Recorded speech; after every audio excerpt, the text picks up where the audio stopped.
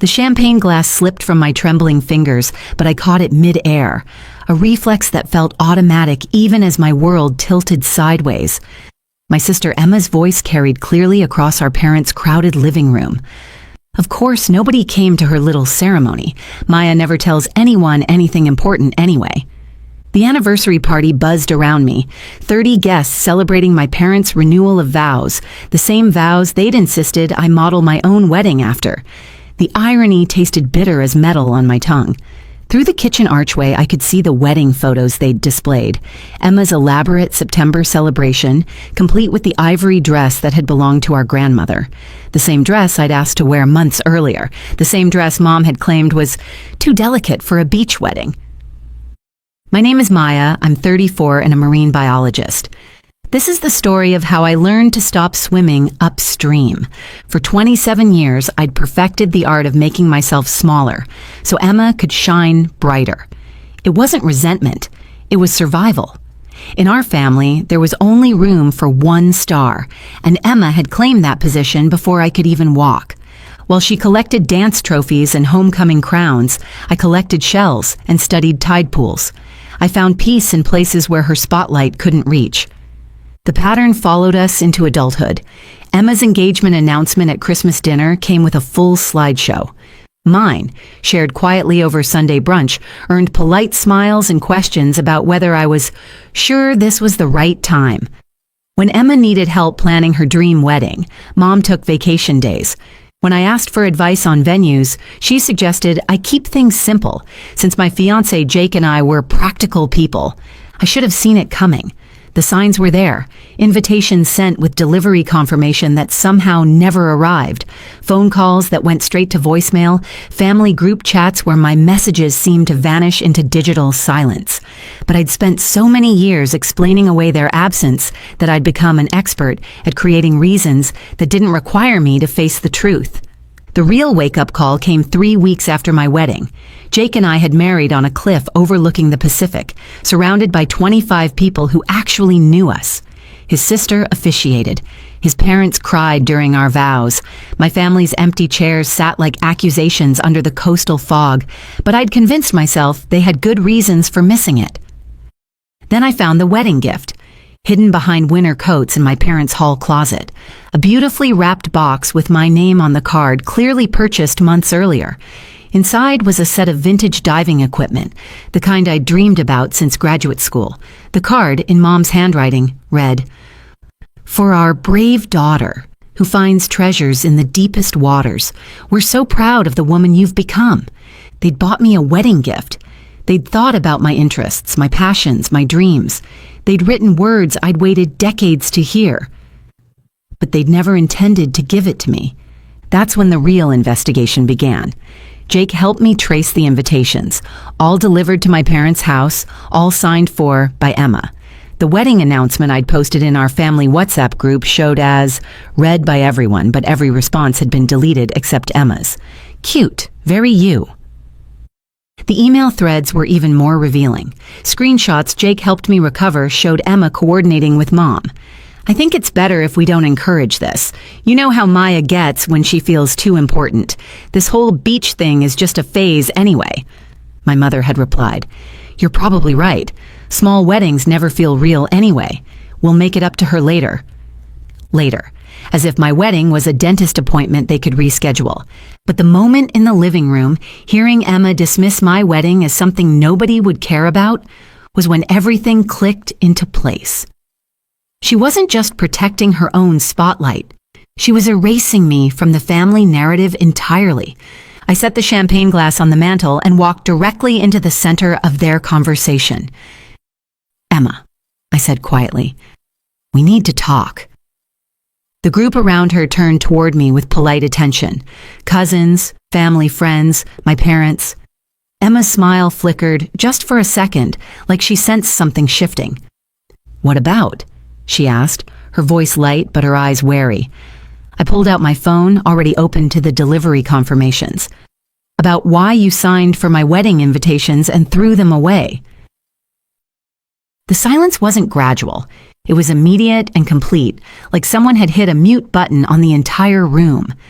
Conversations stopped mid-sentence. Wine glasses froze halfway to lips. My father's laugh from across the room died abruptly when he noticed the sudden quiet. Emma's face went through 3 distinct changes: surprise, calculation, then defiance. "I have no idea what you're talking about." I held up the phone so everyone could see the screen. April 15th, April 18th, April 22nd, April 25th. 4 packages, all signed for by Emma Santos, all containing wedding invitations to my ceremony on June 3rd. My mother appeared beside us like she'd materialized from thin air. "Maya, what's going on?" "What's going on?" I said, my voice carrying farther than I intended. "Is that Emma intercepted every invitation to my wedding to make sure none of you would come." The accusation hung in the air like smoke. I could hear my pulse in my ears, but my hands were steady as I swiped to the next screenshot. "This is the family group chat from April 20th. I announced my wedding date, posted photos of the venue, asked if anyone needed directions. Look at the responses."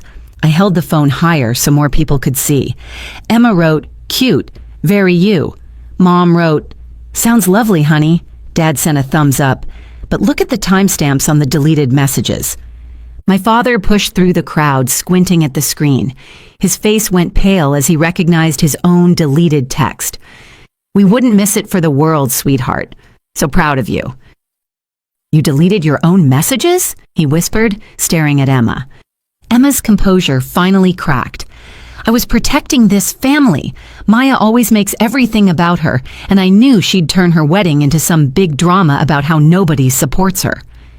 "So you made sure nobody could support her." Jake's voice came from behind me. I hadn't heard him arrive, but his presence felt like armor settling around my shoulders. Emma spun toward him. "Stay out of this. This is family business." "Maya is my family," Jake replied simply. "And apparently more family to me than she is to you."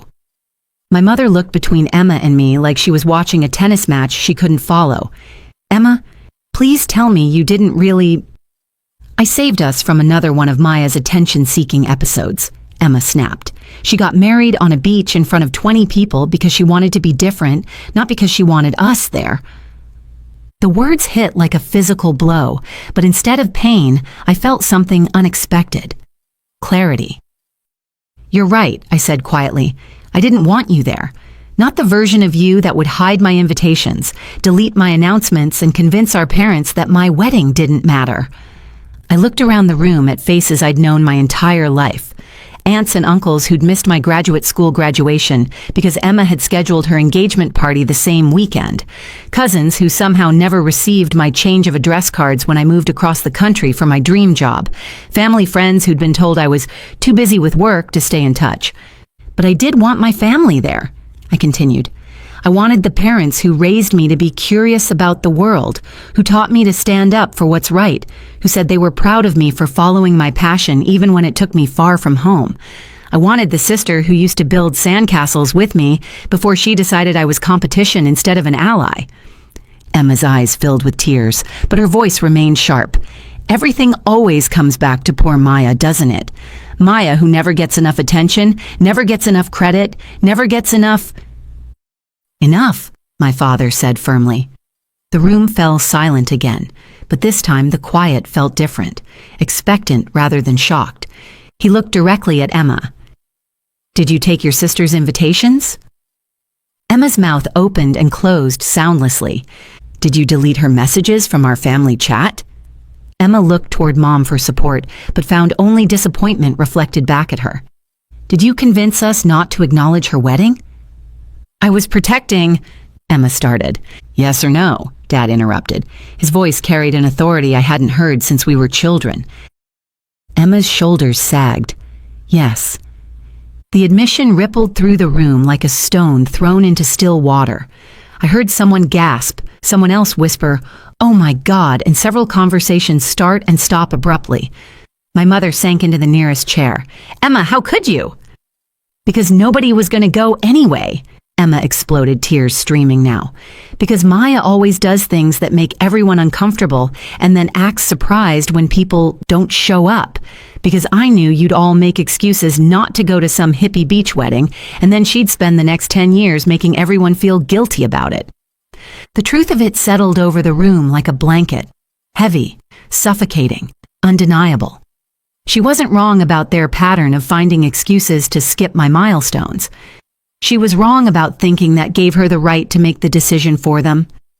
"So you decided for us," Mom said quietly. "I decided to spare us all the drama," Emma replied, but the fight had gone out of her voice. I looked around the room one more time, seeing my family clearly for perhaps the first time in my adult life.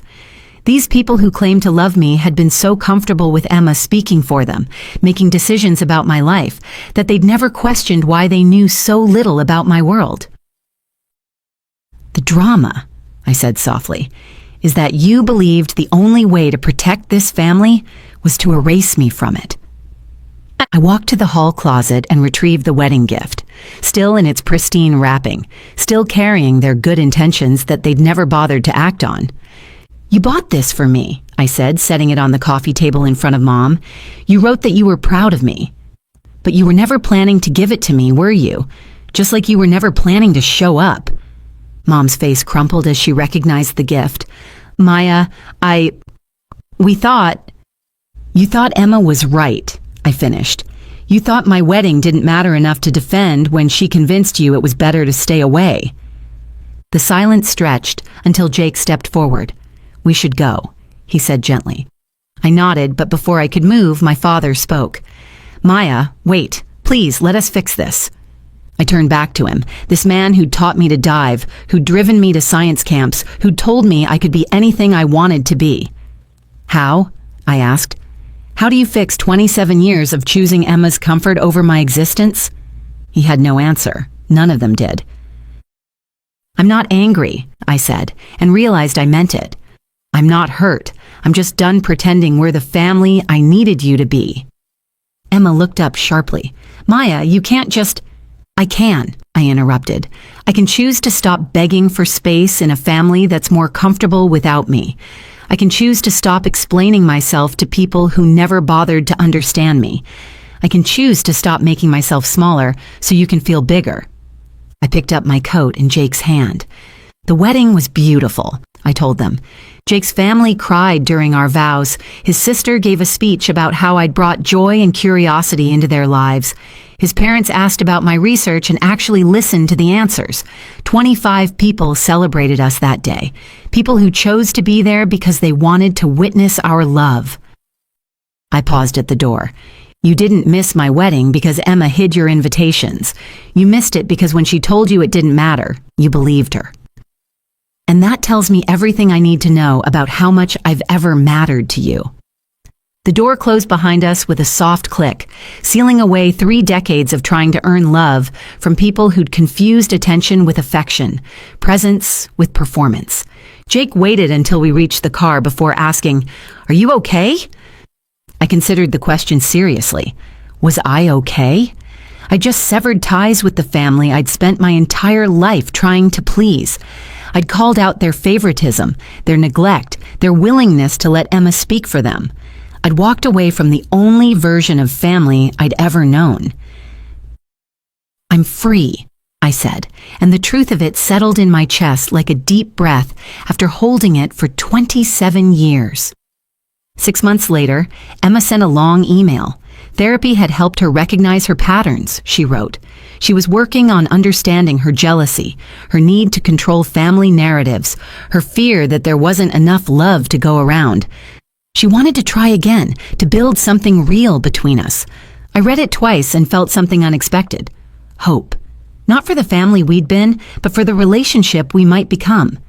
My parents tried too in their careful way.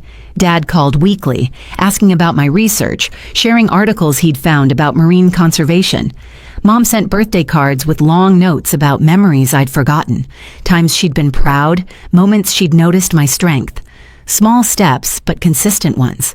By Christmas, we'd established new boundaries. Weekly calls with Dad about my work, monthly coffee dates with Mom to rebuild our connection. The relationship wasn't what it used to be, but it was honest for the first time in decades. Emma and I met for lunch in February, 6 months after her email. We talked for 3 hours about our childhood, her fears, and the work she'd been doing in therapy. We agreed to try rebuilding our relationship slowly, with monthly check-ins and honest communication about our triggers. The anniversary party became a turning point for our entire family. My parents separated briefly while working through their own enabling patterns, but ultimately chose to attend counseling together. Extended family members who witnessed the confrontation began reaching out directly, no longer filtering their communication through Emma. The real revelation came at Jake's family reunion that summer. Watching his aunts and uncles ask genuine questions about my work, seeing his cousins include me in their conversations, not because they had to, but because they wanted to, I finally understood what I'd been missing all those years.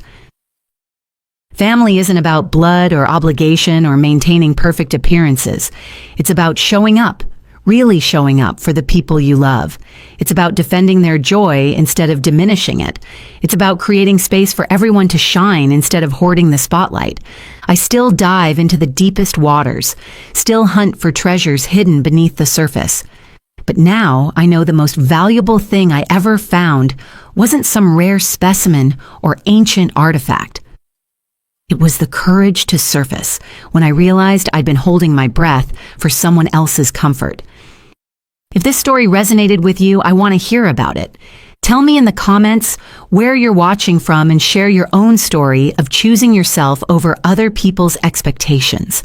Your experience might be exactly what someone else needs to hear today.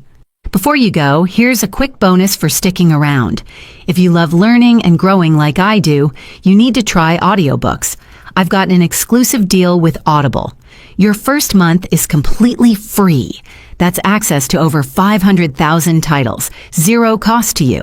All the details are waiting in the description. Don't miss this one.